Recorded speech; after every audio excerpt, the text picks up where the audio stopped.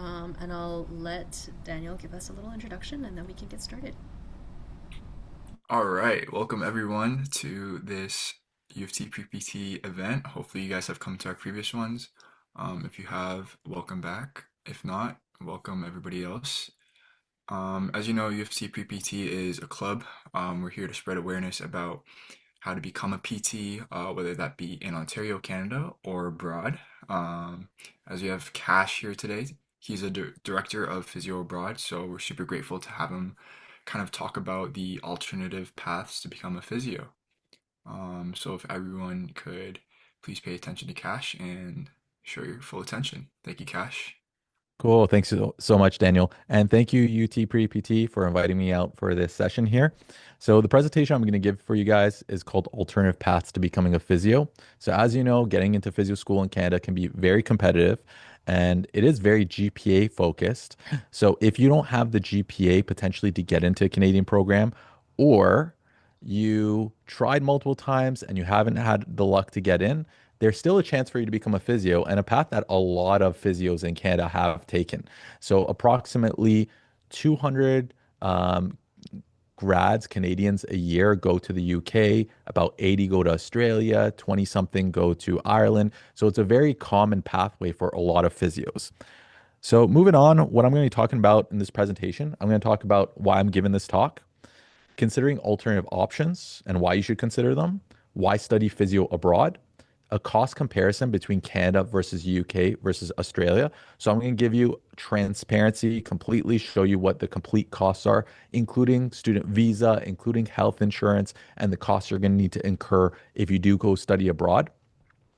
The opportunity cost of waiting to reapply. So let's say you don't get into Canadian school this time and you're deciding to either reapply to Canadian schools next year or just go straight to the UK or somewhere else. What's the opportunity cost there?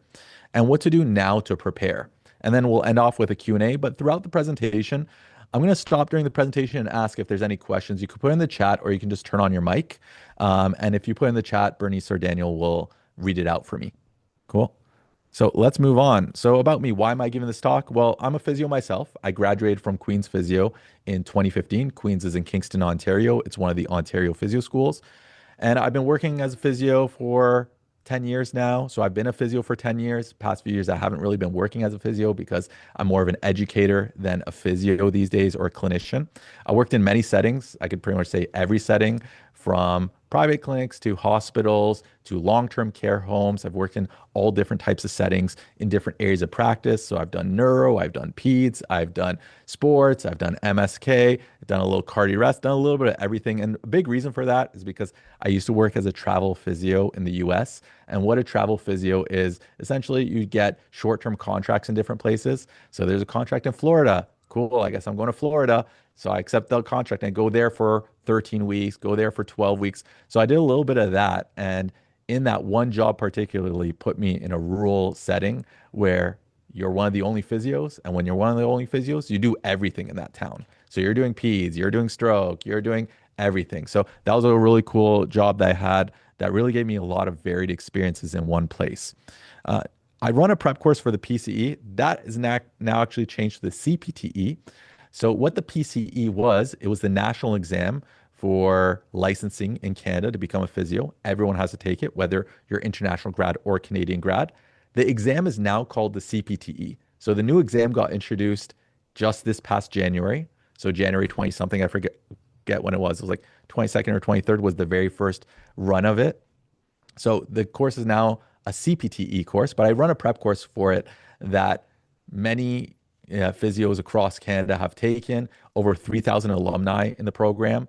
And every year I get a lot of Canadian grads. I would say the majority of the Canadian grads are in my prep course. So the entire Queen's class signs up, entire Dalhousie, Saskatchewan, McMaster. For UofT, I get maybe like 30 of the UofT students in there, about 50 of the Western students. So I get a lot of students from all the Canadian schools. And because of that, a lot of students who graduated abroad also want to take my prep course because they want to take the prep course that the Canadian grads take. But that gives me a unique perspective because I get to see the product of students from different schools. So I see the product of Queen's, I see the product of Brunel in the UK. I see how these students do on average, not only in my prep course and my practice exams and my quizzes, but how they do on the national exam.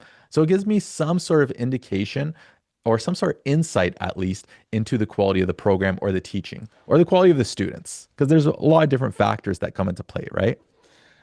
Now, I work with CEPTs, which stands for Canadian Educated Physios, and International Educated Physios. And I help start physioschool.ca, which is a platform that provides you information about Canadian universities. And as well, physioschool.ca, I don't particularly teach those courses. Two of my past students started that up, and they run the courses that help you with your application and interview prep as well. So if you're interested in that, you can check out physioschool.ca afterwards.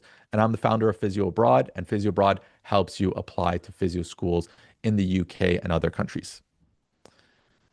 So let's talk about considering alternative options. So the number one reason why you probably want to consider alternative options is that the Canadian PT schools are very competitive. And the reason for that is really supply and demand. There's very little supply. There's only 9 programs taught in English in all of Canada. There's a lot of them in French. There's maybe like 4 or 5 of them. And now there's another one. Moncton now got a French one too. But if you don't speak French, you're limited to 9 options. And those 9 options also aren't realistic options for you because many of the spots are held for in province candidates. So within Ontario, we have maybe 4 you can apply to if you don't speak French. And those are probably your best options if you're from Ontario.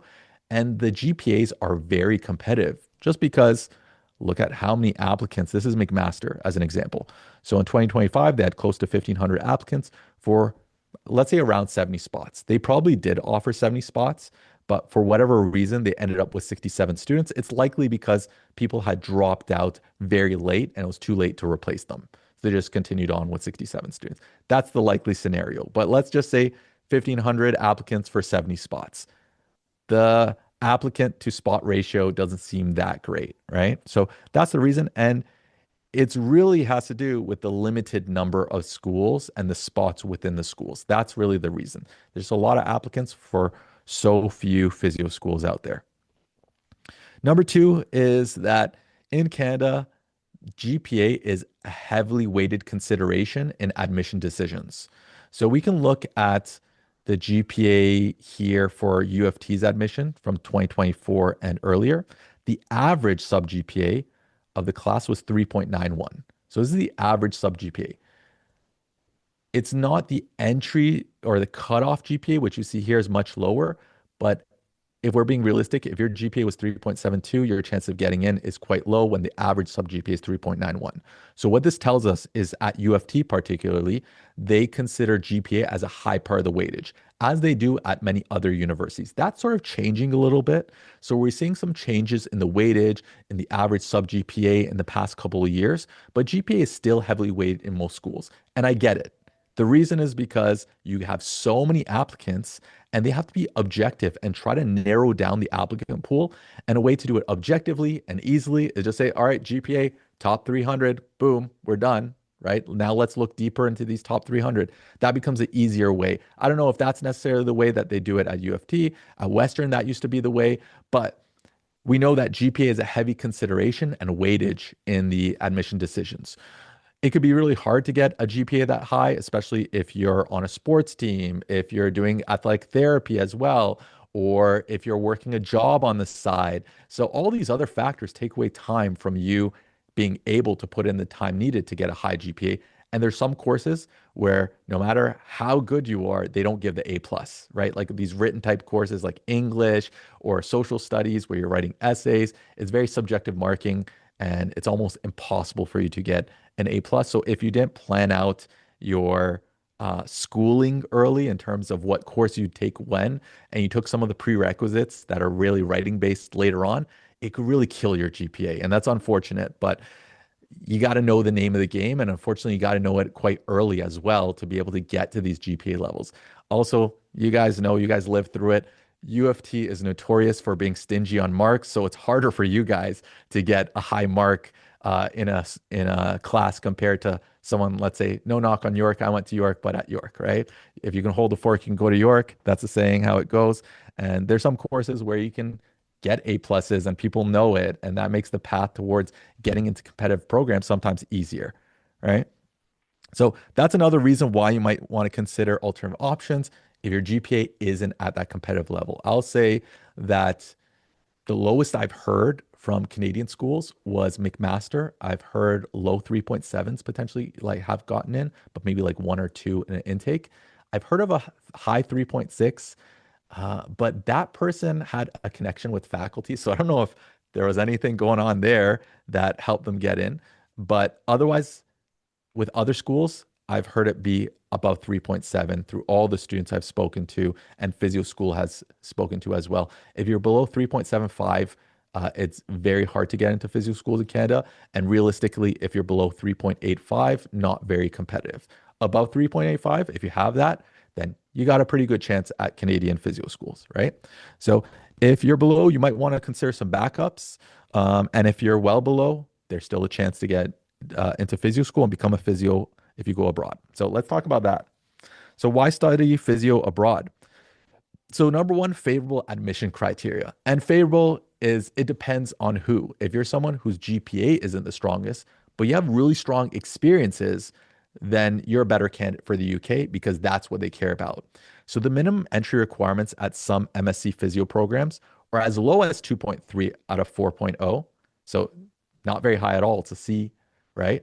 But most programs will be a 3.0 or above. So a 3.0 is a B. So if your GPA is a B or a 3.0 on a 4-point scale, and UofT does a 4-point scale, so easy translation for you, just go with what your GPA already is on your transcript, then you can get into physio school in the UK. Once you have above whatever that minimum entry requirement is, the schools don't give a shit about your GPA. So let's say the GPA requirement is a 3.0 on a 4-point scale. If you have a 3.01 or you have a 4.0, it's counted as the same thing. So in the UK, they have a different system for grading than we do. So they have these designations they give on graduation, sort of how we have Kuma Cum Laude, Cum Laude, whatever that thing is. So same thing as that. They have something like that, but they call it 2 to 2 degree, 2 to 1 degree. So 2 to 1 degree is the higher level, which is a 3.0. And a 3.0 GPA is equivalent to 2 to 1, as is anything above it. So whether you have a 3.0, it's counted as a check mark for a 2 to 1 degree equivalent, or if you had a 4.0, it's still counted as a check mark for a 2 to 1 degree equivalent. So as long as you have 3.0, it doesn't matter because once you get past the admission screening and it gets passed to the physio department is not looking at grades or any of the entry requirements anymore. They're looking at your personal statement, which is where you're selling yourself and your experience. So this is where practical experiences are highly weighed in the UK in their consideration of your admission. Compared to Canada, unfortunately, in Canada, a lot of the programs don't even have any spots where you would explain what your experiences are. Queens has something in their app, Dal has something in their app, and I don't know if any of the other programs still have it or not, because I'm pretty sure they don't, right? It's very Casper based. UofT took away Casper, but they have the CAP test. But a lot of it is more based on GPA and whatever that second thing is, whether it's Kira or CAP or Casper. So there isn't really like any extra strength for extracurriculars. There's nothing to improve your application with extracurriculars in a lot of the Canadian applications. So if you're someone who's been playing the wrong game the entire time, you've been getting all these experiences, you've been volunteering at hospitals, you've been volunteering at clinics, and that hasn't really helped you for Canadian programs. It has helped you abroad because they do care about that more. So they're looking more so from the perspective of who would likely make a good physio, right?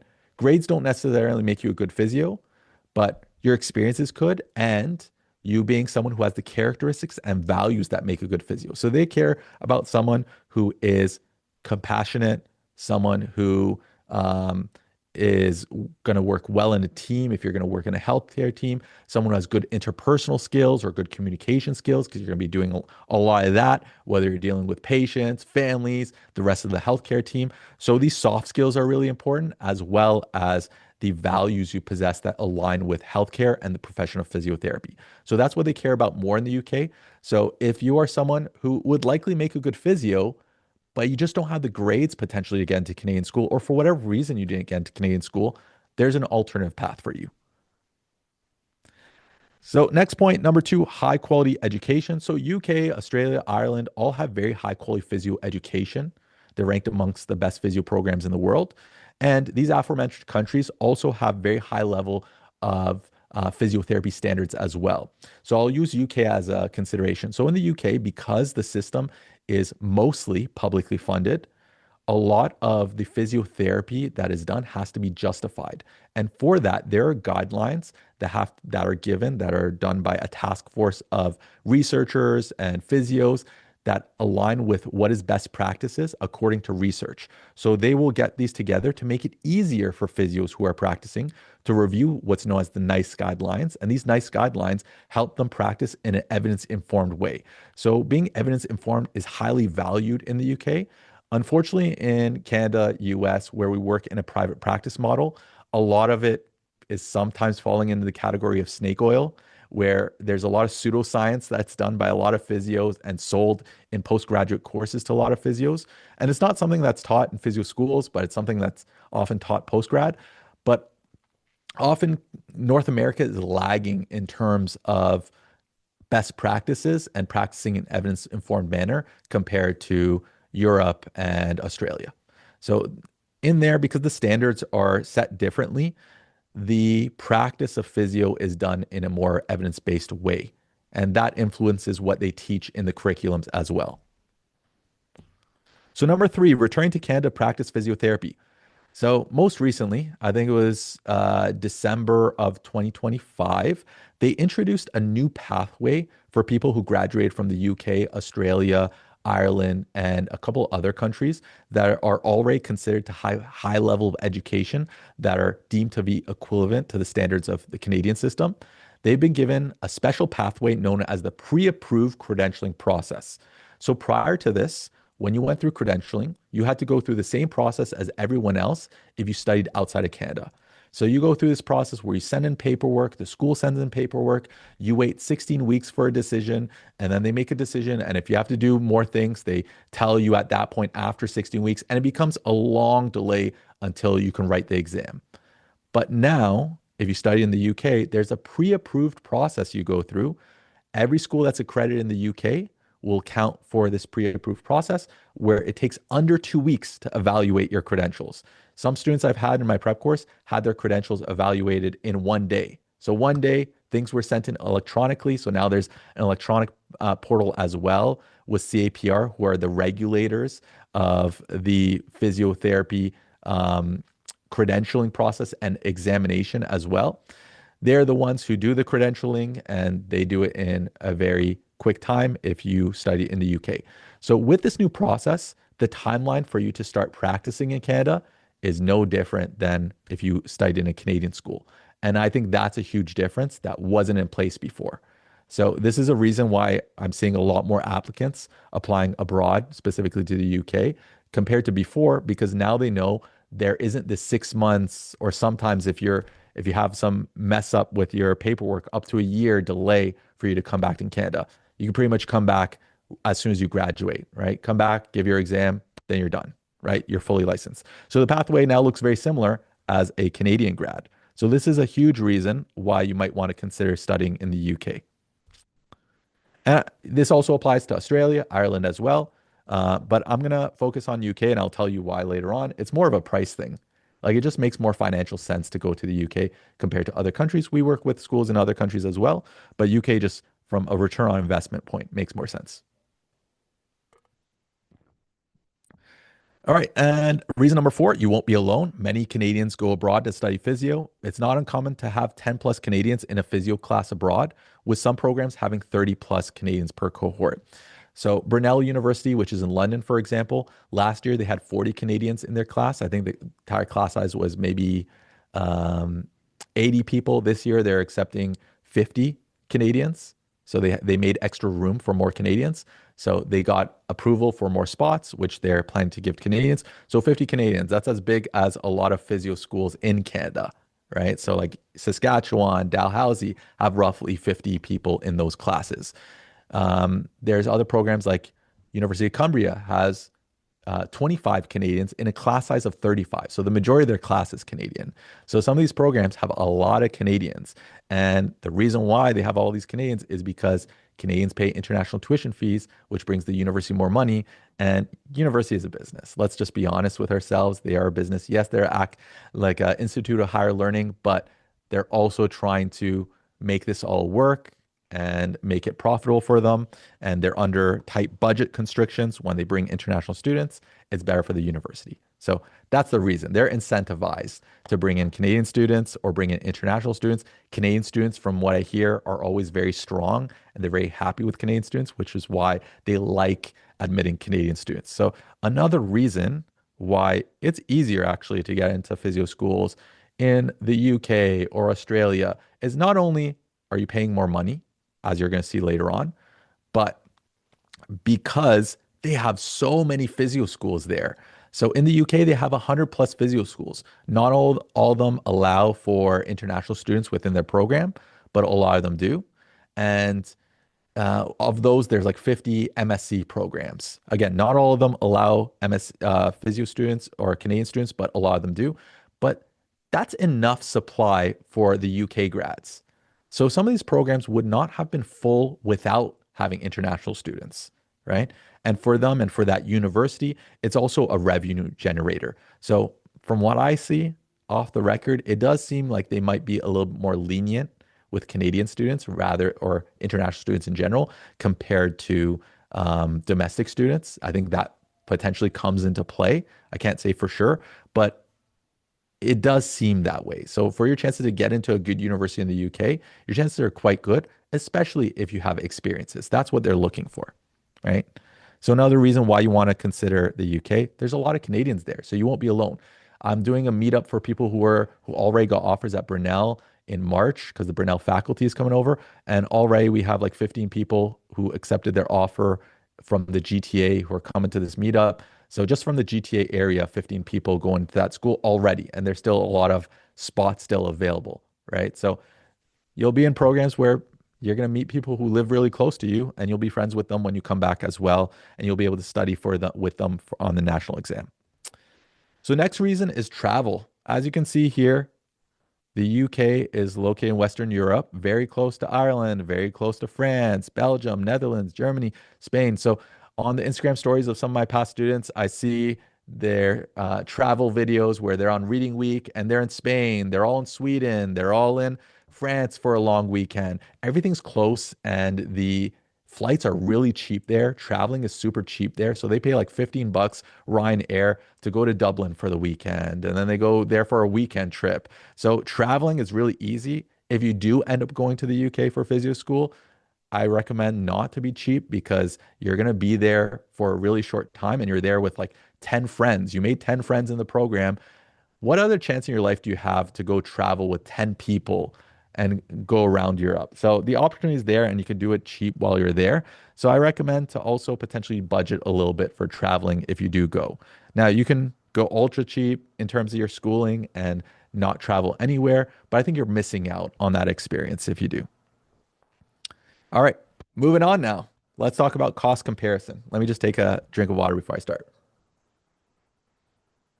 So we're going to talk about comparing costs of tuition between Canada, UK, and Australia. So my first example here is Queen's University. This is where I went to school. The tuition costs with everything in there cost $12,705 a year. Over 2 years, it's about $25,411, right? So keep that in mind. Let's say $25,500, right? Keep that in your mind in terms of what the cost would be at a Canadian school. Now, this is a school in the UK that accepts a lot of Canadian students, and they still have spots for this upcoming September. So I'm going to give you the extra costs that are associated with it as well. So the tuition fee there is £17,800. They jacked it up this year. It was much cheaper last year. Every school slowly jacks it up every year, but this is what the cost is this year. And I didn't choose the cheapest one either. I'll show you a cheaper one afterwards. That's roughly $33,000 Canadian. Now, over 2 years, tuition is $66,000 Canadian. But when you're studying in the UK as an international student, you have to pay for student visa and you have to pay for health insurance. And you have to get it from the government. You can't go shopping around for private insurance. So this price is what it is. So when we add this on, this cost that you have to pay onto the tuition fee, it ends up being about $70,000. So now keep $70,000 in your mind, right? So this is a program that you can start in September. The cost of living, however, in this town is very cheap. So students who are there tell me that they pay about 650 Canadian or 700 Canadian a month for rent. So their rent price is really cheap. Eating out is cheap. So this is a place where it has a low cost of living. Most of the UK, the cost of living is much lower than most places in Canada, except for London. And obviously, London is one of the major cities of the world that has a high cost of living. But apart from London and a couple big cities, the rest of the cost of living in the UK is going to be cheaper than the cost of living in Canada, in most of the places that have physio schools as well. So if you do a cost comparison, when we look at the accommodations and everything else, the price difference actually shrinks. But we're just going to look at tuition to see whether it makes sense or not. All right, this is another university in the UK. This one starts in January. So the good thing about the UK is some schools start their physio programs in September. Some of them start in January. So let's say that you didn't get into any programs in September, or you haven't applied yet to physio schools and everything filled up in September. All right, there's another chance. There's some in January. Let's say you hear back from Canadian schools and you didn't get in, and now you're considering to apply abroad. All right, there's a lot of January schools now open for you to apply to. So you have a second chance there. So there's programs that don't fill up so early in September that you can still apply to if you don't get into Canadian schools, but there's also January start schools. So this one would be one that starts in January. This one would be south of England, so close to the beach here, Chichester. So they're about 20 minutes away from the beach. And tuition here is £15,840, which is about $29,000. Another thing to note is the Canadian dollar is very weak right now. And because of that, the prices are higher than they would have been when I presented this last year and the year before. So the prices look a lot higher than if you've seen my presentations from years before. So over 2 years, tuition fees, 58,000, but with that student visa and health insurance, 60, let's say 62 and a half, right? So we're not going to use this as our comparison, but just know there's cheaper options as well. Now, Australia, I took the cheapest available program. So a couple things I want to educate you about Australia is they offer MSc physio programs and they also have DPT programs. So DPT is a doctor of physical therapy. A doctor of physical therapy is useless in Canada. And let me tell you why it's useless.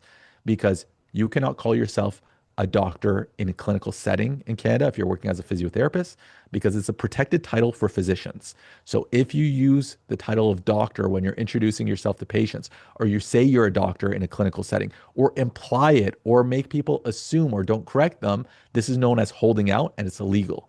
Holding out means to imply that you are. So you're pretending to be a physician, or you're implying that you're a physician when you're not. So getting a DPT does not hold any authority in a clinical setting.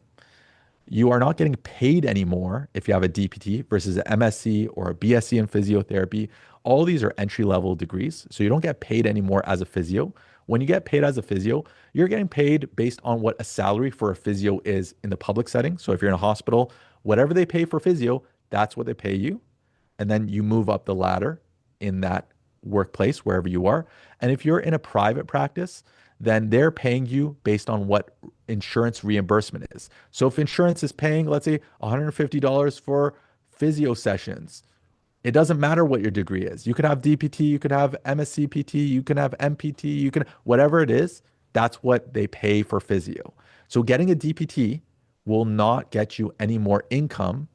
And in terms of like education, there's a couple things I have to say about that. Some of the things that you learn in the extra year that you do, so you're going to be doing extra year of schooling. Some of the things that you learn in the extra year of schooling you do are things that are really not in the scope of practice of physio in Canada.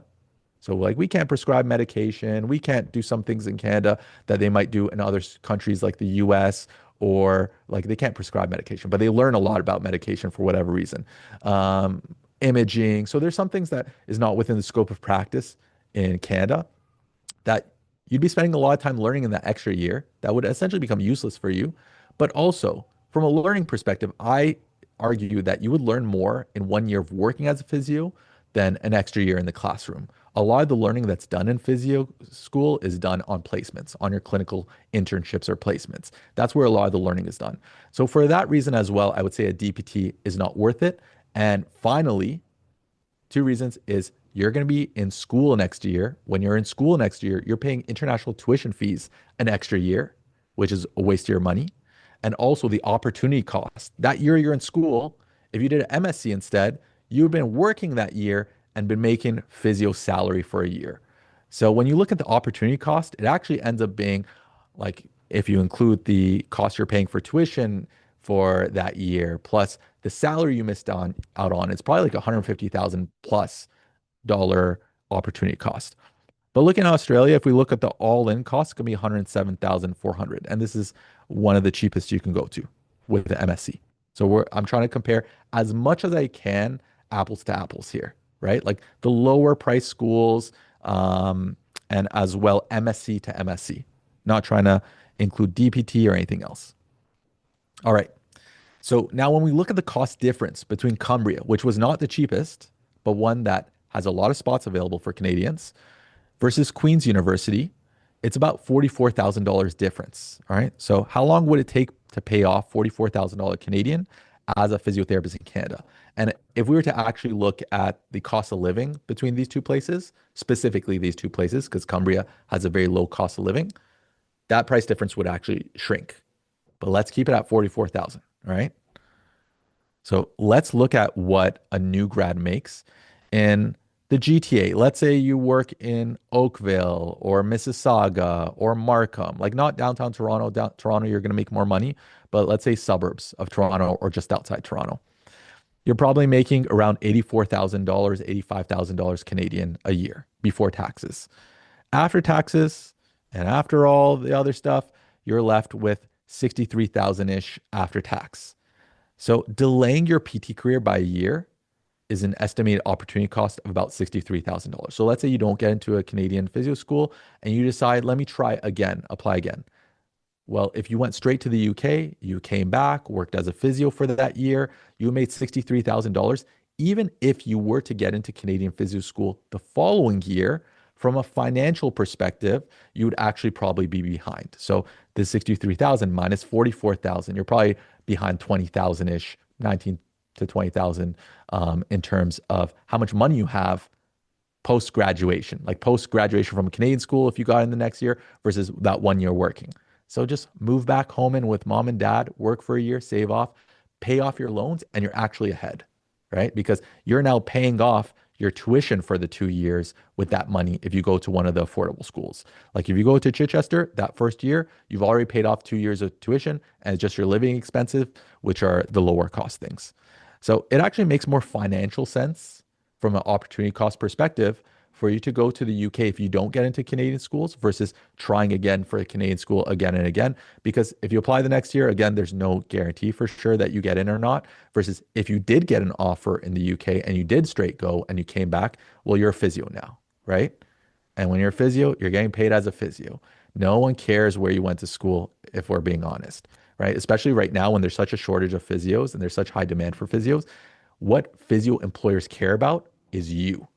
So they interview you, and a lot of physio hires are personality hires because this job is a very people person job. So especially in private practice, people come to see people they like. So your physio knowledge is important, but a lot of hires do happen as a result of personality because they're running a business. So they want people to come in who are likable, essentially. So how you do in an interview is more important. And in terms of knowledge, that's things that they're going to quiz you on the interview. They don't really care what school you went to. Let's just take the typical physio as an example. If you graduated at Dalhousie, do you know what they teach at UofT? Do you know what they teach at Saskatchewan? Do you know what they teach at UBC? Do you know what the quality of the program is? An average physio does not. I'm in a unique perspective where I see students from all the different schools, but who else sees that? If you're teaching at UofT, you don't know how the students at other schools are, what the teaching is like. So no one really knows what the other schools are like, apart from the one that they experienced. And the one they experienced is probably very different now than when it was when they graduated. The Queen's program has changed curriculums like 3, 4 times since I've graduated. So it's very different from when I've graduated. If I didn't have the insight I had from the prep course and from being in contact with so many students and seeing the lecture notes, seeing the lab notes every year to review material, then like I would have no idea what the program's like. So where you go to school doesn't matter from that perspective, from employability perspective. In terms of quality of program, it might, right? Because the programs are so different and it really has to do with who's teaching what. There's not really a lot of standardization in Canadian programs or abroad. It has a lot to do with who the prof is. Cool. Moving on. So let's look at funding options. So how do you fund your studies if you're studying abroad? Well, common funding options will be family support or personal savings. If you've been saving money, if your parents are going to help you, bank of mom and dad, but Canadian government student loans. So for the loans that you get, let's say OSAP, you're really just getting the federal portion. You're not getting the provincial portion because of some things that have been changed with the Ford government. And that's the same with most provinces except for Alberta. Alberta does give provincial portion as well to undergrad students, but you'll get about $15,000 a year from OSAP. So if you're going or student aid BC or whatever other province, you get about 15,000 because really the federal portion. So let's say half your tuition at affordable school is paid off there. Canadian student lines of credit. So all the major banks offer a student line of credit. So these are specifically catered for people who study abroad for medicine, physio, law, a lot of the other popular programs. They give you an option up to $100,000. The rate is typically prime plus 0.5 to 1%.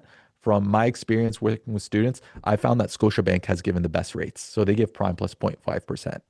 So that's where you can help fund your studies if you get a line of credit, and that alone should give you enough to fund the entire thing.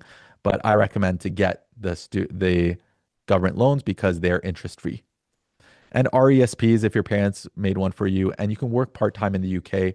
So with under your student visa, you can work up to 20 hours a week during the term and full time during the breaks. I know a lot of students who are at University of Cumbria, for example, they work at the you know the Carlisle Football Club. Carlisle is the town. So for the football club there, so they work with the football club. They work at the stadium doing ticketing or being a hostess or working at the bar because it's very part-time. So it works well with the physio schedule. So they only go when games are there. So that's good. I know some people work at the school gym. So those are like flexible jobs for physio students. So I recommend a job where you're working 6 to 10 hours a week, not one where you're working 20 hours a week. I think 20 hours is too much, but they get paid very well there. So minimum wage there is like $21 Canadian or something. And the people at the stadium are making like 26, $27 an hour. So they're making pretty good money while they're there. But again, you're there to study, you're not there to work. Okay. So other costs you're going to incur if you study abroad. So I mentioned the pre-approved credentialing process. So the process is now expedited for UK grads, Australian grads, Irish grads. Um, so you go through the expedited pathway, but one thing you have to do before you go through the credentialing pathway is you have to take a pre-approved Canadian healthcare course. It's offered at UofT or U of A as a virtual course. So it's a cohort-based virtual course that you do. And I recommend students to do it in their last semester of school while they're on placement. That costs $500. So on top of the cost, add in 500. Another cost is going to be the credentialing fee, which is $1,500. So that's another one. But international courier fees, that's negligible because most of the schools are sending it via the CAPR platform online now. But the processing time is really quick. But these are the things that you're going to need to incur in terms of costs. All right. So now let's talk about what to do to prepare to become a better candidate for physio school. So first off, talking about becoming a better candidate for PT schools in Canada. So number one thing, honestly, is to get a higher GPA. This is a strong consideration and a strong weightage in a lot of physio schools in Canada. So this should be really your number one priority. And if you're in first year and second year, I would say plan out your courses based on what courses you think you can get higher grades on and leave those for later. Whatever is a challenging course, try to front load those. And the reason why I say front load those is because in Canada, they look at sub GPA. So sub GPA being the equivalent of your last 2 years of schooling, or depending on the credit system. The credits are what, 10 credits a year at UofT? per course is point 0.5 zero of point a. 0.5. And how many courses do you do per semester Well, or the per year? typical load is about 5 courses per semester. Five courses. So that's 2.5 per semester, five. So last 2 years is 10. So it'd be your last 10 credits from the point of your application. So if you're applying in your final year, your winter semester courses will not count towards your sub GPA calculation. But your fall semester and then probably your winter semester of your second year will count. So plan accordingly is what I would say if you are planning to apply for Canadian schools is really you got to play the GPA game. That's really the name of the game here. I know some people who are in my physio class that were not the sharpest knife in the drawer who got in because they knew how to play the game, right? They knew how to play the game. And unfortunately, not everyone is aware of the game until the time they apply or until it's too late. And a lot of people haven't considered physio until later on when, something sparks their interest. But if you are interested in physio from this point, this should be your main priority if you want to get into Canadian school. One thing I'd also do is to review the prerequisites for each physio program and choose which schools you're planning to apply to strategically. So for example, if you're in your final year and one of the schools needs English and you know that if you take English, it's going to kill your GPA, it's going to kill your chances in the other schools, then maybe omit that and don't take English and forget about that school. So you have to look at the criteria in different schools. So I know like McMaster has social studies/humanities as a requirement. I know Western has Indigenous studies as a requirement. There's different weird stuff like Queens has psychology. So a lot of them have one thing that's different from other schools, and those classes can sometimes kill your GPA, these prerequisite ones. So look at the prerequisites for different physio schools early so that you can front load them before it affects your GPA. If it's something that you think you can get a good grade in, then cool, leave it till later, right? But just know what the requirements are and plan out your path to what you want to apply to, which ones you're going to go for earlier so that you can get some of the ones that are writing based courses out of the way early. Because if you do a GPA calculation, you're going to see if you get like an A minus, it kills your GPA, which sounds crazy. An A minus kills your GPA. It's almost like you need A pluses all the way through, right? So plan your courses accordingly. And with written based courses, like essay based courses, these TAs and profs are stingy with giving A pluses. I never see them. So you probably want ones where they're very objectively marked, like it's a multiple choice test, it's a math test where you get what you get. So that's probably where you're aiming for in your later years. And things that you know you're going to do well in, or things that you know are easy A pluses. Like at York, a course called relaxation was notorious as a bird course. Like you literally had no exams, no nothing. You went there and you laid down and thought about things for a while. It was a ridiculous. I never got to take it, but this is what I heard. And a lot of people take it because it's an easy A plus. You just need to show up. I would also prep for the Casper/Kira Talent a little bit earlier. A lot of students, what they do is they keep procrastinating and putting off their prep, and then they book their exam around the same time that they have midterms or they have their finals. So now they're trying to balance studying for their exam and their Casper prep, and something's going to have to give. Something suffers. So your Casper prep is not going to be as good as it should be, and your performance won't be as good as it should be. And knowing that's a consideration at a lot of PT schools, this is something you want to do well in, right? So I would prep for this in the summer during your breaks. And then when you do have to give the exam, I'd also want to give the exam earlier so you have time to study so you don't have midterms at the same time. So I would front load the Casper earlier so you're not stuck in midterm season or finals when you're also trying to give your Casper. So that would be my advice if you're applying to Canadian physio schools. As you see here, there's nothing about experiences here because unfortunately it's a low weightage. I used to review applications for Queens and be one of the people who would mark it for one of the years. And now that they have Casper introduced, it's probably worth even less. But experiences are worth something at Queens, but it's not worth that much when we look at everything, right? It's just like an extra point for this experience, another point. So you could get other points much easier, which I think is dumb because honestly, I feel like getting that experience helps you figure out if physio is for you, number one, or not. And you get to learn about the profession. And I think that's more valuable than a lot of the other criteria. Okay. But I understand why they don't consider it. It's just too much work to have to look through 1,500 applications, right? All right, now let's talk about becoming a stronger candidate for PT schools in the UK. So, as I mentioned, experience is very valuable for UK physio schools. So, get practical experiences in different areas of practice. A lot of people have a lot of experience in MSK. So, they volunteered at this clinic, another clinic, three clinics that do the same shit. All right. It's same thing, different place. So that's not what you want because you're talking about the same thing there and doesn't show a breadth of understanding of the profession of physiotherapy. What you want is different areas of practice. What I mean by different areas of practice are the specialties of physio. So the big three of physio are MSK, cardio resp, and this is one a lot of people are lacking, and neuro. So those are the big three.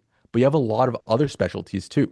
So you have pediatrics, you have geriatrics, you have women's health, pelvic floor, you got burns, amputations, vestibular. There's a lot of different areas of practice. So getting a variety of them is helpful. I say at least two for UK schools.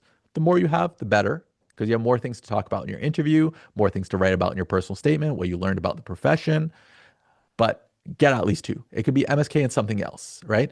But if you have one, I would say one being non-MSK is more valuable than one being MSK just because there's so many applicants who have MSK. And if you're just talking about sports, oh, I want to get into sports, you're not going to be a strong applicant for physio schools. That's either Canada or the UK. Next one, get practical experiences in different settings, not just private clinics. So settings are the places physios work. So this would be hospital, acute care hospital, a rehab hospital, home care, community. We have private clinics, obviously, field coverage. So that's like the type of stuff you might do if you're with the Macintosh clinic, right? And you're following along with the sports PTs. School-based physio. So there's a lot of different settings physios work in. If you can get a couple different settings, that would be great. If you have different areas of practice, but they're both in private practice, right? So if you have, let's say, a neuro private clinic and an MSK private clinic, okay, good enough variety, right? But things need to be different. If you have different settings, even better. I feel like hospital is very valued or rehab facilities or rehab hospitals over private practice. So if you have hospital over private practice, that would be better if you had just one. Maintain a GPA above 3.0 just to give you more options for schools. When you have below a 3.0, if you have like a 2.5, 2.6, there are still schools available you can get into, but your options become limited. There's less on the list for you. And lastly, I would say take relevant courses that can provide you with fundamental knowledge and skills. Two reasons. One, for you to prepare you for physio school and for physiotherapy practice, for internships, but also this can help you in places where you don't have practical experiences in that area. So if you don't have personal or practical experience in cardio resp, but one of the courses you talked about or you took covered COPD, you can talk about that in your personal statement to show that you have an understanding of physiotherapy across different areas of practice. So you know that physios work with patients who have COPD, and this is why I learned about the response to exercise in COPD patients, right? So if that's something you learn about, you can write that in your personal statement, talk about that in your interviews as well. So in lieu of not having practical or personal experiences in an area of practice, you might get that in a specific course. And that's what we're going to talk about coming up in some of these slides, right? So far, any questions? You can just turn on your mic or put it in the chat and Bernice or Daniel can read it out. Bernice, I can see you right now. Are we good? Yeah, No, we're good no right questions? now. No Cool. questions right now. All right, let's go on next one. So now let's talk about specifically for UofT students, what I recommend to do now to prepare for physio school. And this is maybe more like preparing for physio school in the UK, because I told you in Canada, it's more about a GPA game. So that's what you should do. But to get ready for physio school in the UK, to be a better applicant, or for you to be a better physio in the future or make life in physio school easier because you have a good foundation. So this is more directed to learning physio or becoming a good physio. All right. So take advantage of this as a UofT Kin student. So KP 355 or KP 455 is what's been recommended to me by a lot of UofT students. So this is a course where you're getting practical experiences. And within this, you're going to be able to get experiences. And one particular placement that I've been recommended by a lot of people has been the Macintosh Clinic. I get a lot of applicants from Macintosh Clinic as well. A lot of the physios there have referred students to Physio Abroad because they recommended that they become physios and they go abroad because their grades might not have been good enough to get into Canadian schools. So I've had a lot of applicants who've gone through me, who've gone to the UK or other places who were students formerly in the Macintosh Clinic. And at the Macintosh Clinic, they get a great experience and they get a lot of hands-on learning because the clinicians there really treat the role like an educator and really try to help people. And that's not always the case when you get a placement in a private clinic or another place where they just treat you like free labor. That's not what you want, right? If you go to a private clinic and they're just having you, get hot packs and move your hand like this with the ultrasound wand, it's sort of a waste of your time. Like you'll learn a little bit, but the learning is not as much as you would hope, and it can become boring and turn you off the profession as well. But the Macintosh one, I don't typically recommend sports and MSK for getting into physiotherapy, but it's just that that one is so good from a learning perspective that I recommend it. Now, from what I've heard, your chances of getting in are better if you do it at 355 because there's more spots available. And also, you need to get it previously at 355 to get into 455 in the Macintosh Clinic. So try to get in for 355. If you're a fourth year student, you can still get in the 355. It doesn't matter that you're a fourth year student, so still apply for that. The Macintosh one is very competitive. They're going to be doing an interview with you as well, where they ask you more clinical type questions, very easy clinical questions. But if you have no background at all, you will struggle in that interview.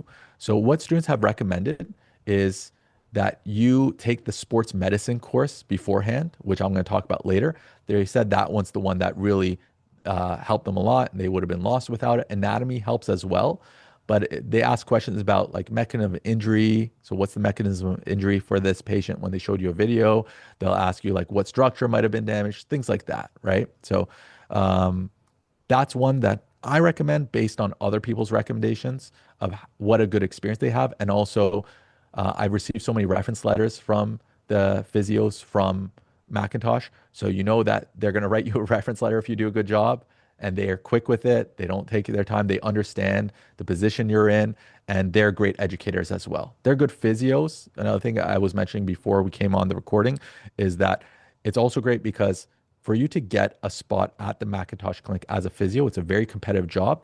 You have to be a good physio.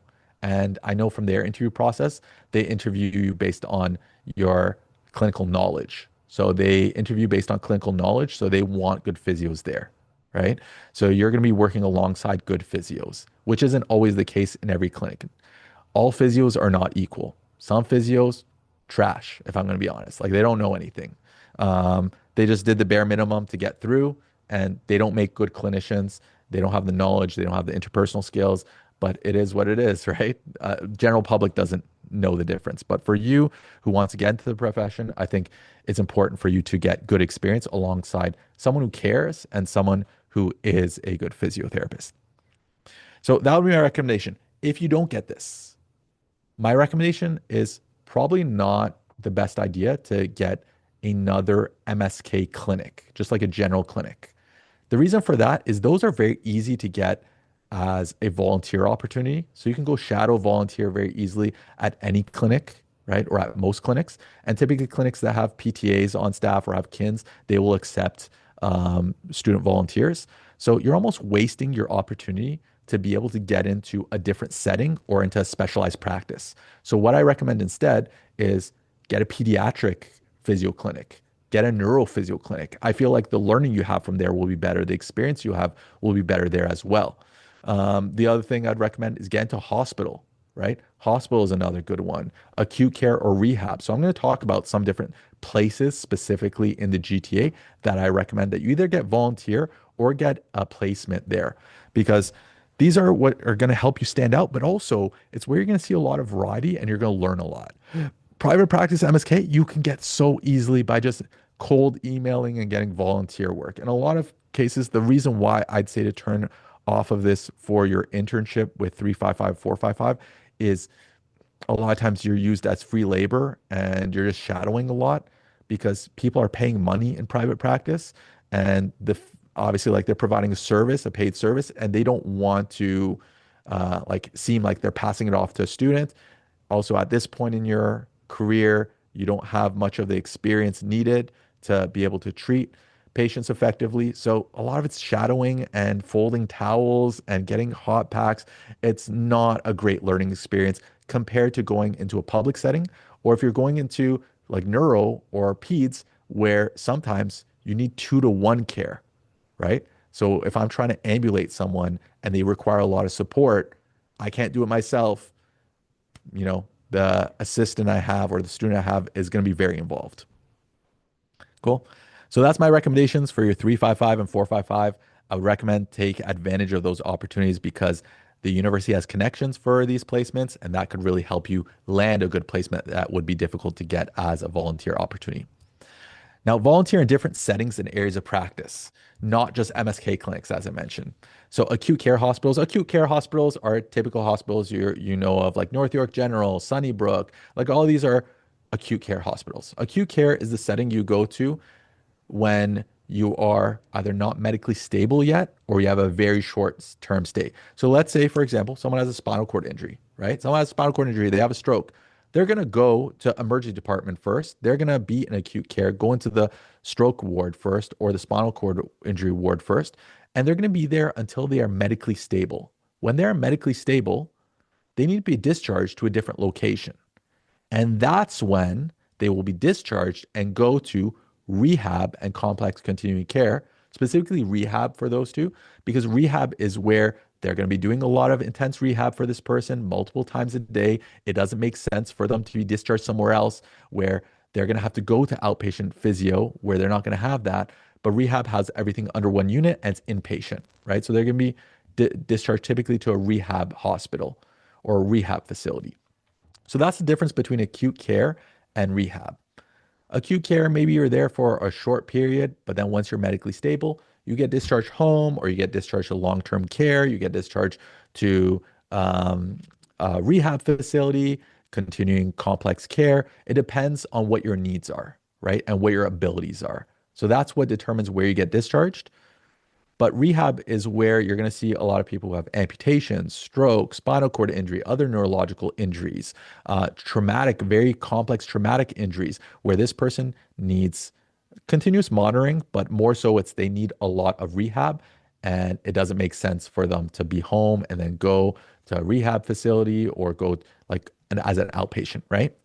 So acute care hospitals, you get to see some stuff like ICU, you get to see other wards in a more acute setting. Patients don't have as much capability to do a lot of things here. So the rehab is much more basic there, and there's a lot more considerations you have in terms of complications. Then when we go to rehab and complex continuing care hospitals, that's where you're going to see a lot of the actual retraining to get back to life or get back to function, right? So this is when you're helping people to learn how to walk again. You're teaching people how to use their hand again.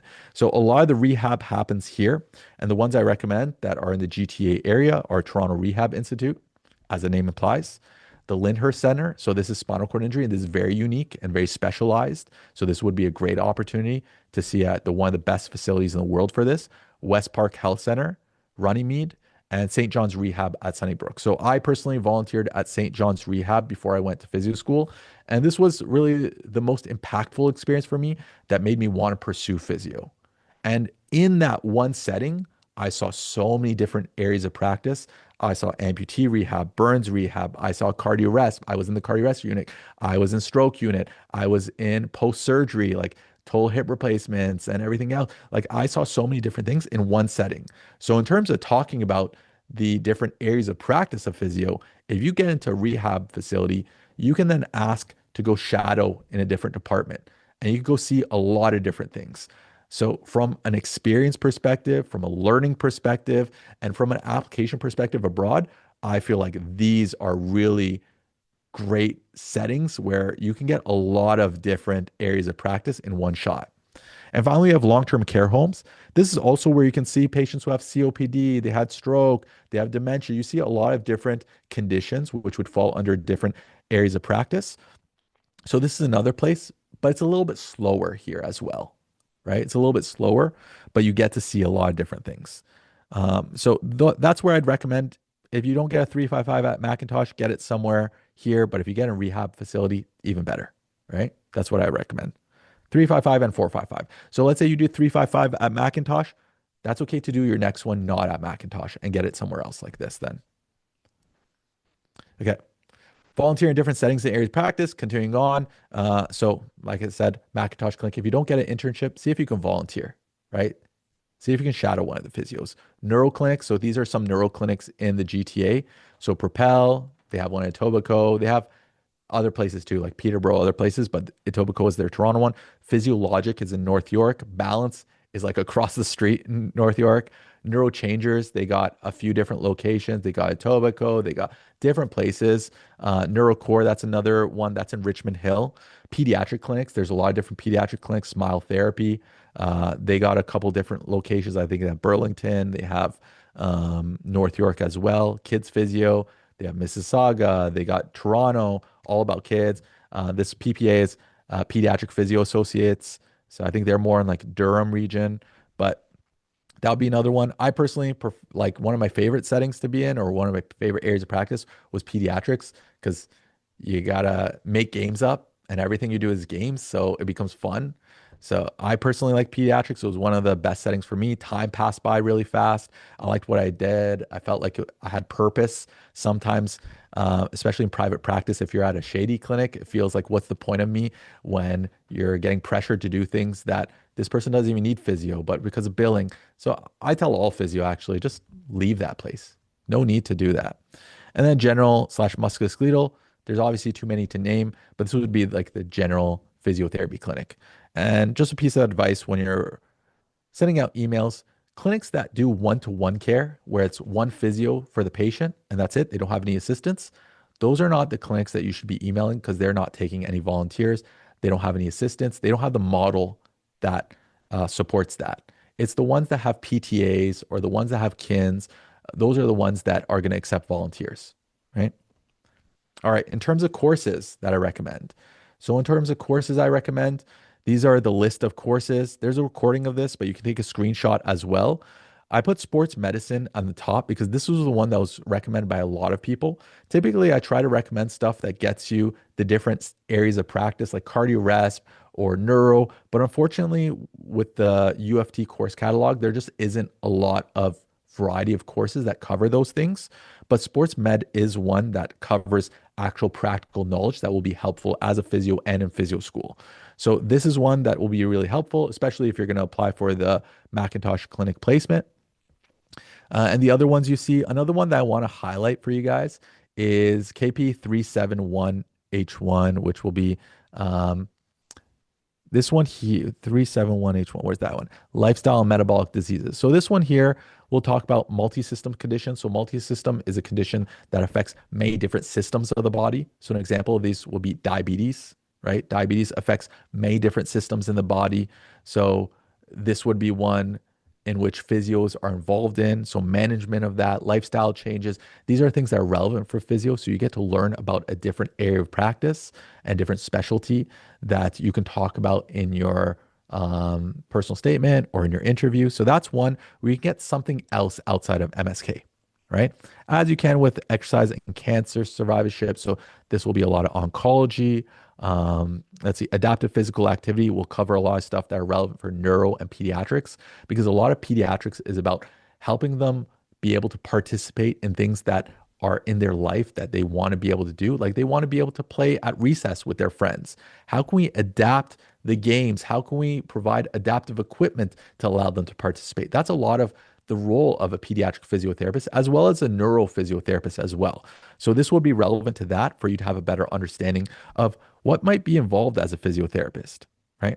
And these are some other things that you see. I did put some notes here, so I'm just going to read what the acronyms are. So OA is osteoarthritis, OP is osteoporosis, and SDH is social determinants of health, And this is very relevant when it comes to physiotherapy school. They talk about this a lot in physiotherapy school in Canada and abroad, but more so in Canada, they talk about this a lot. So having a background in it will help you for a portion of the program.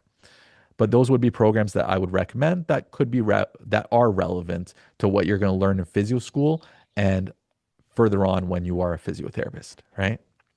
Topics in professional kinesiology. This one actually would be very good for applications because you can talk about what different healthcare providers do, what their different roles are. So, what does a social worker do? What does the kinesiologist do? What does the physio do? What does the OT do? What does the nurse do? So, you get to learn about the different roles. And you also do case and problem based learning, which a lot of schools in the UK do. So, if you talk about having experience in that, that will help your cause, right? So that's another one that I would recommend for that reason because it helps you learn about different settings. Like you might not have practical experience, but you'll have the foundational knowledge that you talk about through your course and say that you learned it from this course. All right. So last slide here before we go into questions. So Physio Abroad, what is it? Why would you want to work with us? So Physio Abroad is an education agency that helps people apply to physio schools abroad. And the way it works really is we have partnerships with universities abroad and they pay us if a student ends up going there. And because they pay us, that means that we don't charge the students anything. So I don't charge students anything at all. Nothing for applications, nothing for the help I give, nothing when they ask me questions. There's no point at all in my relationship with any of my students where I ask for any money, charge them anything. There's nothing. Okay. You don't pay me anything. You also don't pay any more money than you would have if you applied on your own or if you applied another means. In fact, because we use agent portals, it's going to be a lot cheaper when there is application fees because we can divert application fees. So sometimes when there's application fees when you apply on your own, there isn't ones when you agent. So we can apply through a separate portal directly to the university as opposed to going through the middle ground portal, which is called UCAS. So completely free. You don't pay any scholarships that are available, also available for you. This is just the way that recruitment is done in international education. They know that having boots on the ground helps with getting more students, getting conversions, and it's part of their marketing budget. Next thing, you get help from me, Kash. I'm a physiotherapist and a PT educator who speaks the language of PT and can help you with your personal statements. So I help with you editing. I give you comments if you're missing stuff so you can work out the kinks so that you'll have a good personal statement before we send it off and with interview prep. So we do our interview prep as a group prep. So I do a Google meeting with everyone who has interviews coming up for a specific school. And within that interview prep, I do situational judgment question. I do the typical type of questions that come up on UK interviews. And I ask the class and they then respond and we work on the answers and come up with a better answer. And I explain what the UK schools are looking for. Right. So that interview prep has really been the secret sauce where a lot of the Physio Abroad applicants have taken all the spots in some competitive programs. So some competitive programs only have like 5 spots available for international students. The Physio Abroad students take all of it because they are trained for the interview, right? So they're beating out other people for the interview because they're trained for the interview at that point. So you're getting trained for the interview. It's done in a group setting. Just because I have so many applicants, it's impossible for me to do one-on-one with everyone. But this is also something I'm doing for free that other companies charge money for. And also I'm a physio who's doing it. So it's different in that regard. Potential replacements in Canada through my large network of physiotherapists. So as I mentioned, I run a prep course for the physiotherapy licensing exam. To date, there's been well over 3,000 who have gone through my program who are now physios across Canada. And that's been a great resource for me to be able to get placements back in Canada. So a lot of my past students are now clinic owners, clinic directors. And I just message them, hey, I got a student who wants to do a placement back in Canada. They're studying at Brunel University, at University of Cumbria, at University of Lancashire. Can they do a placement with you? And this is the date. And they say, sure, Kash. Anything for you, Kash. So that's how I can get placements back because I have a large list of students who've worked with me, who have great relationship with me, right? So I can help get placements back in Canada. The exception being, unfortunately, Bernice, BC.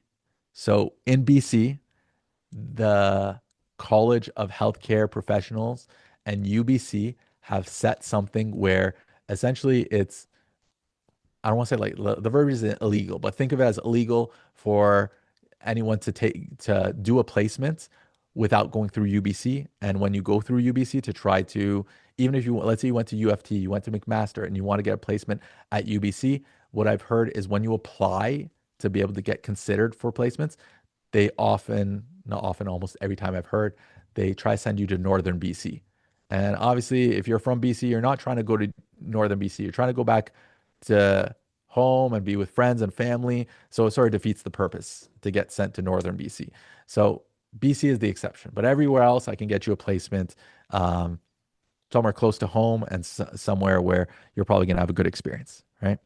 And it's going to be a private clinic. It's not going to be hospital because obviously hospitals being public setting, there's a lot of red tape there. But private clinic, you could do one placement if you study abroad at most schools in the UK. You could do one. Brunel lets you do two back in Canada, but you could do one of your senior placements back in Canada, which is helpful because that's where it can lead to a job for you later. They're essentially training you, and I'm sending people to somewhere close to where they live.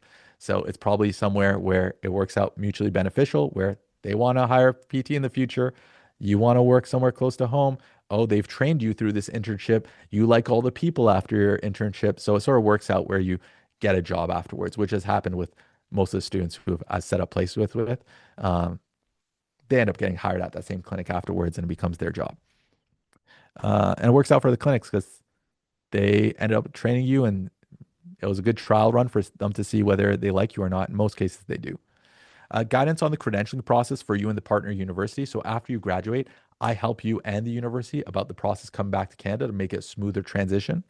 So you don't have any delays or any issues with the credentialing process. Everything is done properly. If you're a Physio Abroad student, so if you went through me, I will give you a special discount on the PTDI CPT prep course. So PTDI is the prep course company. So you get a discount on the prep course and you get a partnership discount on currency exchange with OFX. And that's going to save you a lot of money on currency exchange. So if you're a Physio Abroad student, I let them know after you sign up for OFX that this is a Physio Abroad student. The deal I negotiate with them is if I refer students over to them, they're going to be, exchanging like $80,000 over the course of 2 years.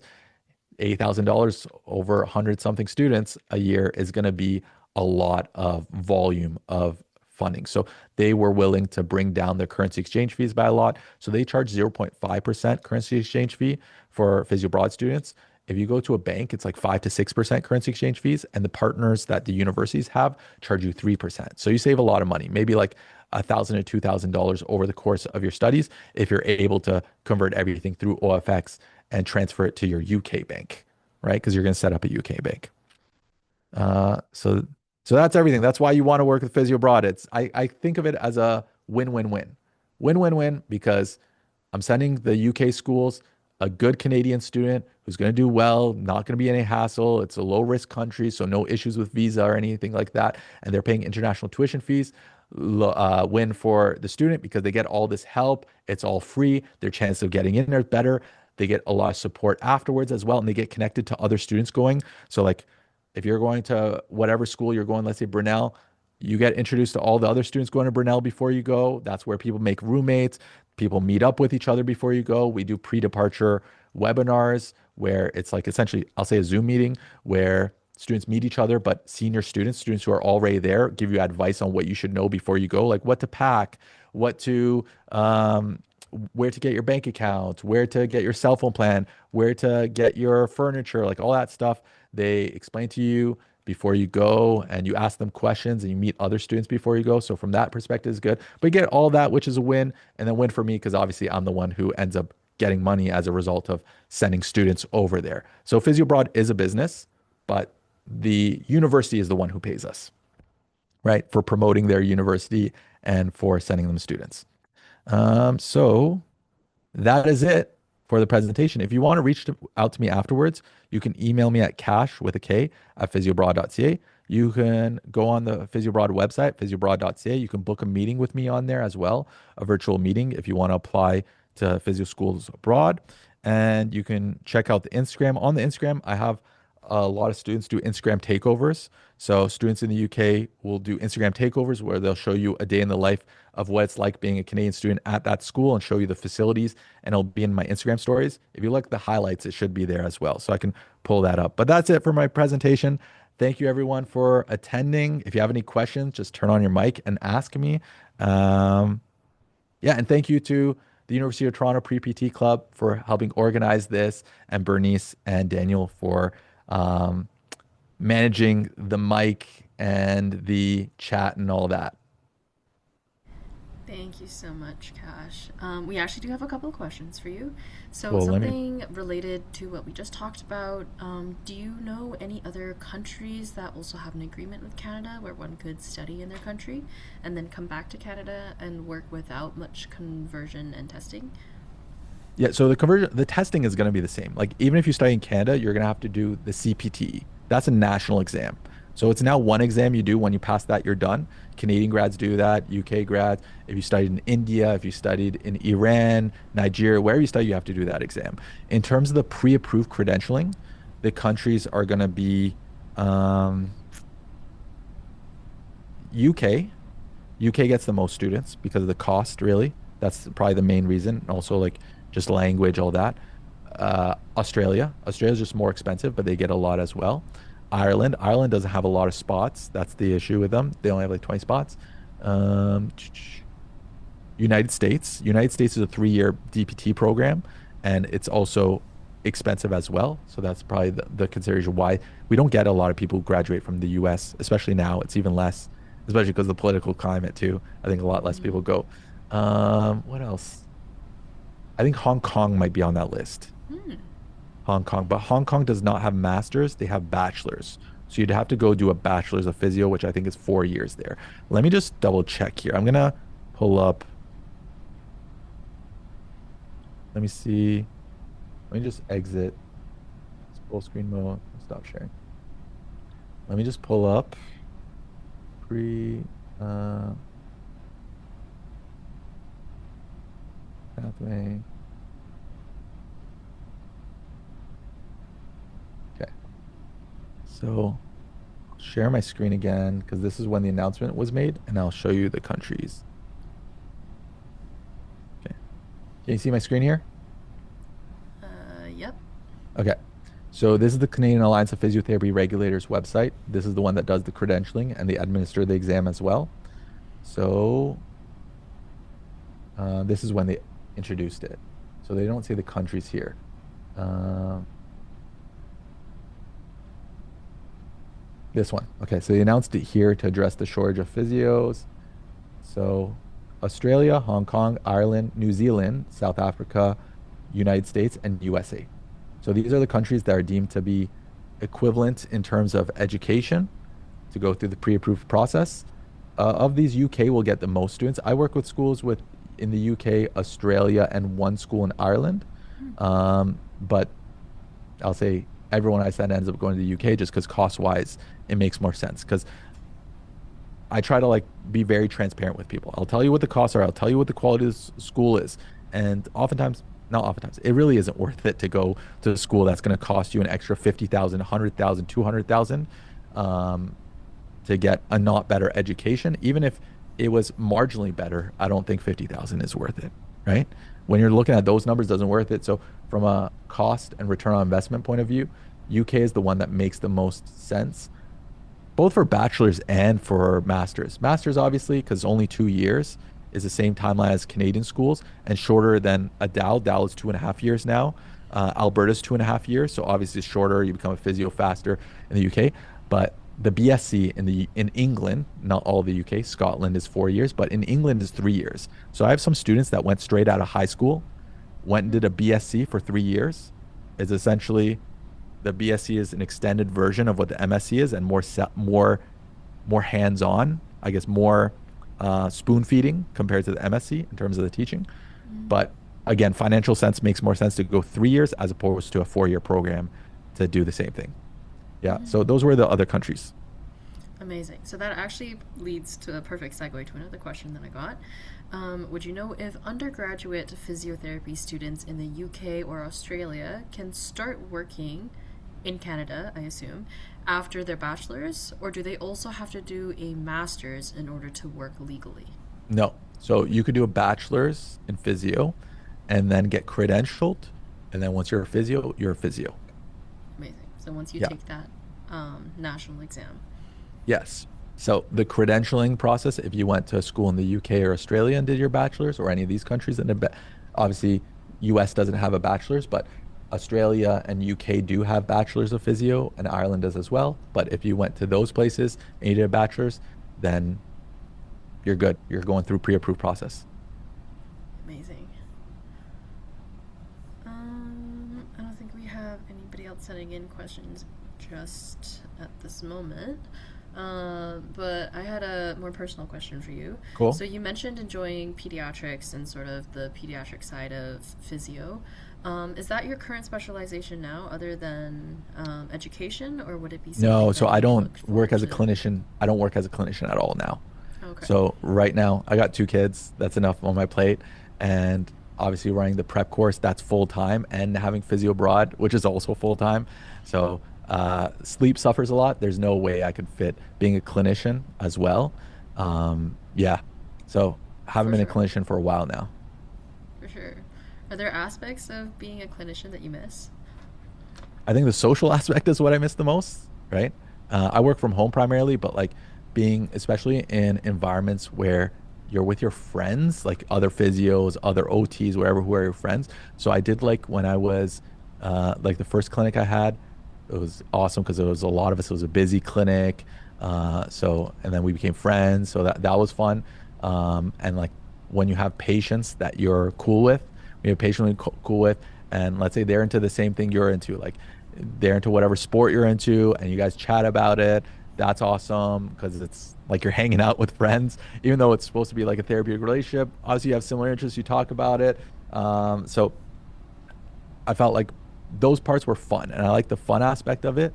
And also, I feel like maybe like the impact you had felt more tangible because you see the person and you're feeling the impact. So not that I have maybe a more widespread impact now, like with the prep course, how many people pass and become physios and thank me about it. But before, when the prep course was in person, there was more like a personal connection with people, whereas I don't have that anymore now that everything's virtual. So the exam's virtual. Before, we used to have in-person clinical exam where you had to show clinical skills. And this was pre-COVID, but COVID obviously ruined that. And now we have all online exams. But those are the aspects compared to what I do that I preferred um, as a clinician over what I do now. So I think it's more if you're a people person, right? If you're a people person, then you'll like physio. If you're not a people person, honestly, physio might not be for you. And that's where I say volunteer, get experiences at different places to figure out if physio is for you, first of all, right? For sure. I'll let Masiha, I hope I'm pronouncing your name correctly, ask your question. Yeah, thank you. I know that you mentioned the courses that you recommend. And then there's this one course, KPE 390, that was about research. And I was Yeah. curious, how would research internships and volunteering experiences in those scenarios play in? Because I know for myself, I'm still on the fence about like what I want to do after my degree. So I'm trying to put my eggs in like many baskets. So I'm curious how that would play into the applications. Yeah, so when physio schools in the UK are MSc physiotherapies, and because they're MSc, most of them, there's like a couple that aren't, but because they're MSc, you're gonna have to do a dissertation at the end. So if you have research experience, it's gonna help you a lot. If you have a special area of practice, that's something you could talk about in your interview. It also helps in your application as well because, oh, this person already has done research. That helps a lot. So that's going to be very helpful if you have research experience. And if your area of research is relevant for physiotherapy, again, awesome. I don't know if you guys know Melina. She graduated from UofT last year, Kin, but she had amazing research experience. And yeah, she became a shoe-in at every UK school. And her not only like personality was great for interviews, but also like her background was very strong and the research she did was something she was able to talk about in her personal statement and in the interviews. Now, for Canadian physio schools, you're also going to have to do a research project depending on what school, but most of them are Masters of Science programs, which means you have to do research. So UofT, Queens, a lot of the programs you have to, I think Western is MPT, so you don't do like a formal research, but it's going to help you. It's going to make your life a lot easier if you have that experience beforehand. There's definitely a difference in physio school, from my perspective, when I was a student, from those who did have research experience, like actual research experience, not just taking research methods and stats, right? Actual research methods or actual research experience, and did thesis in their undergrad or did a master's before they came into physio school when it came to doing their research project compared to those who didn't. Like for them, it was a breeze. For the rest of us, it was a nightmare and so much stress, right? Because, like Bernice, you're doing a master's right now. Imagine having to learn this while you're also doing placement or also learning physio stuff. Like it's just another thing on your plate that's heavily weighing on your conscience all the time. So, getting that can really help you and make your life a lot easier, but also helps your chance getting into UK physio schools. Thank you. And then just one last follow-up.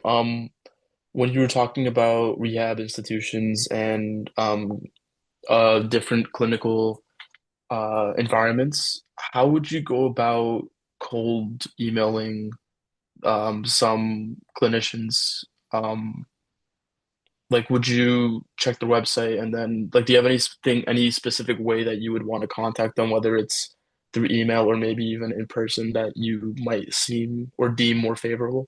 Well, if you know someone, obviously you have a personal connection to try to get a foot in the door.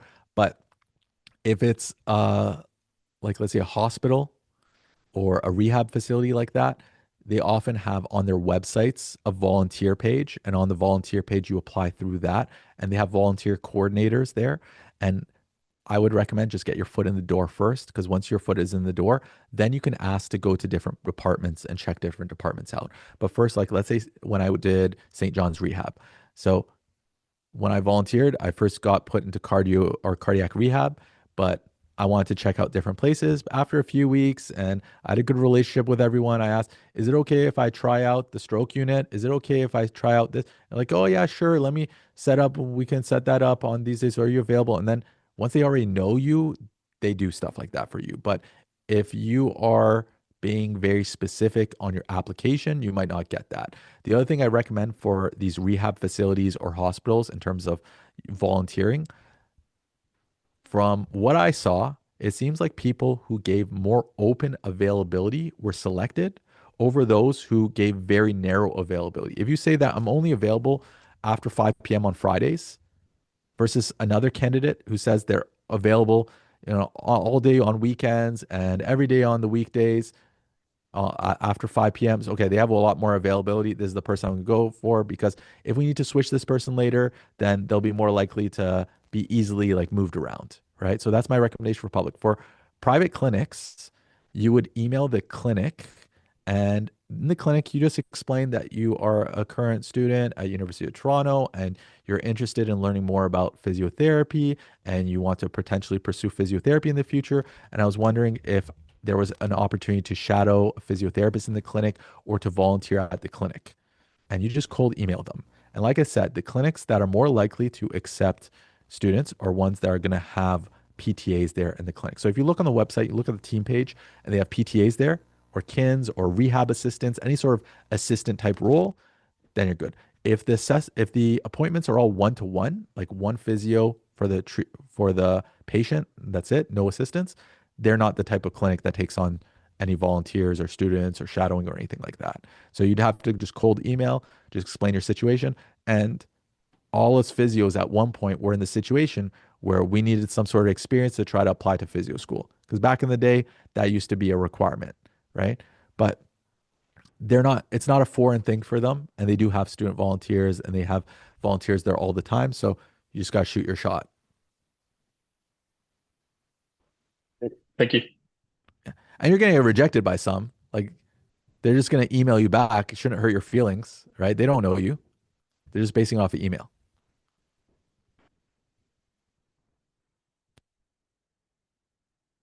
Yeah, Emma, go ahead. Okay, yeah, I have a question.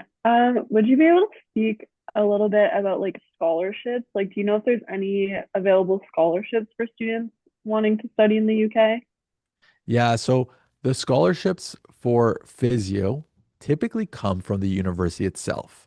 So the university itself will have scholarships. Most of them are based on They're like merit-based scholarships based on your GPA. So GPA won't have a big effect for you getting in or not, but GPA might have an effect for your scholarship. So some are merit based. The external scholarship, if I'm going to be completely honest, there's two of them that you can apply for. And I've never heard anyone in physio, in law, or medicine ever get these scholarships. It's always like environmental studies or like something like that. That's like a very social studies type thing that ends up getting the scholarship versus professional degrees. So when it comes to scholarships, it's going to depend on the university. I can read out some scholarships from the list of schools here.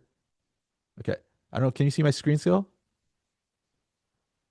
Are you able to see my screen? Yep, Yep. you're good. Okay. So over here, if we look here, I put like scholarships on the side here. So like Robert Gordon gives 2,000 for the first year only. Anglia Ruskin, this one up to 4,000. So if you have a low GPA, it's 2,000. If you have a good GPA, it's 4,000. Brunel will give you 6,000 pounds for MSc Physio, 3,000 for BSc. The prices I have here are all MSc. So I don't have any of the BSc here. It's all the MSc ones. City St. George's, there's only 5 available of this. I had a student 2 years ago who got this, who got 5,000 off. It was only for first year. Gloucestershire, they have this one, but they have another one that a student of mine got that you applied to, like you had to write an essay for. And she got the 1,500 and this other one. I think the other one was 5,000 maybe on the first year. So she paid 10,000 pounds on her first year. Um, let's see. Yeah, so like this one is grade based. So Lancashire is one that a lot of students who have really high GPAs want to go for a few reasons, but one of them is the cost because they not only get £1,000 automatic that everyone gets, so that's for any international student, gets it down, brings down 18,250, but another 3,000, which makes it 14,000 off, so it becomes 15,250. And this one has one of the lowest cost of livings as well. It's like 40 minutes outside of Manchester, so you can take a train into It's sort of like if you're at Mississauga and Toronto, that kind of situation. But the town is very similar to Hamilton, like Hamilton size, Hamilton feel of it, like post-industrial, like coming up out of the industrial area type thing. But this one here is very popular because of location, cost of living, and the tuition for people who have high GPAs. Yeah, so like this one here, if you have above a 3.3, you get a higher scholarship versus having the general scholarship. So the scholarship will depend. The other, so there's one called Chevering or something that you apply for. I've never heard of a physio get that, if I'm going to be honest. So like, don't even take that into consideration. You can apply for it. And there's another one, like a Canadian something something. And again, these awards, there's only like one or two of them, and it's never physio, never med, never law, always like some sort of uh, environmental studies or social studies type thing uh, where people are getting scholarships for them. Great, thank you. No problem. All right, so we have one more question in the chat right now. I'm assuming this is, do you know if students who went to the UK or Australia end up working there as a physio and not coming back to Canada, not choosing to come back to Canada to Yes, work? I think a lot of it is because of love. It's not because of career. It's like they meet someone there and they end up staying there and they get married. It's a lot of that kind of stuff as opposed to like work. Because some people work there for a few years. Like I know I have a student who graduated over a year ago who got a job with Crystal Palace, which is Premier League teams football club in London. Crystal Palace women's football club. So she got a physio job as a sports physio there, and that was like something that she wanted to get into sports. So she stayed back because of that. Some people they like it and they stay for a little bit, but then they end up coming back. So they stay for a little bit. But I think there'll be less and less people staying back in UK and Australia now or anywhere else now that there's this pre-approved credentialing process. Because a lot of reason that people would stay back is like it's going to take like 5 months, 6 months before I'm able to even write the exam. So during that time, I'll work here, make money, get experience. But now, when that timeline is gone, then there's no reason for you to stay there and work. And the reason why I say no reason is because Canada pays more than those countries. So like a junior physio, a new grad physio in the UK gets paid crap. like the pay is garbage. It's not until you get like 3 years in that your pay becomes decent, whereas new grads here get paid a lot. Australia, new grads paid a little bit less than then can not a little bit. Okay, we have like 85 here in Ontario. They're probably getting paid like $70,000 Canadian. If you're in BC, you make bank. In BC, physios make a lot of money.